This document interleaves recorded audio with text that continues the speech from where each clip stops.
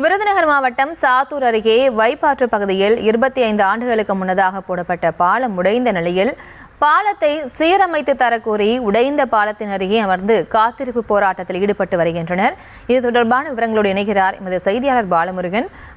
வணக்கம். மேலும் விவரம். வணக்கம். விருதுநகர் மாவட்டம் சாத்தூர் அருகே உள்ள இரவார்வட்டி அச்சங்குளம் இடையே உள்ள தரைப்பாலம் சீரமைத்து தரக்கோரி தண்ணீரில் இறங்கி காத்திருப்பு போராட்டத்தில் ஈடுபட்டு வந்தனர். விருதுநகர் மாவட்டம் சாத்தூர் அருகே உள்ள இரவார்வட்டி அச்சங்குளம் இடையே வைப்பாறு செல்கிறது. இந்த வைப்பாற்று நதியின் குறுக்கே 25 ஆண்டுகளுக்கு முன்பு அப்பகுதி மக்களின் போக்குவரத்து பயன்பாட்டிற்காக ஓடு பாலம் அமைக்கப்பட்டது. அந்த பாலம் அமைக்கப்பட்ட பாலமானது கட்டி முடித்து 3 மாதங்களில் மழை வெள்ளத்தால் அடித்து செல்லப்பட்டது. அன்று முதல் இன்று வரை பாலத்தை சரி செய்யப்படவில்லை. இதனால் ஓடுபாலம் வழியாகத்தான் அச்சங்குளம் கிராமத்தில் உள்ள பொதுமக்கள் இரவார்வட்டியில் உள்ள ரேஷன் கடைக்கு குடிமை பொருட்கள் வாங்க வேண்டிய நிலை உள்ளது.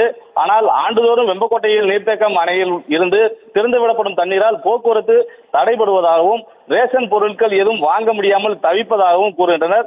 மேலும் அப்பகுதியில் உள்ள சுமார் 20க்கும் மேற்பட்ட கிராமங்களில் உள்ள பொதுமக்கள் இந்த பாலம் வழியாக 7000 மண்ணை, கோயில்பட்டி, குவன்பாறை, கழுகுமலை உள்ளிட்ட பகுதிகளுக்கு பயணித்து வந்த நிலையில் இந்த தரைப்பாலம் தற்போது முற்றிலும் சேதமடைந்து காணப்படுகிறது.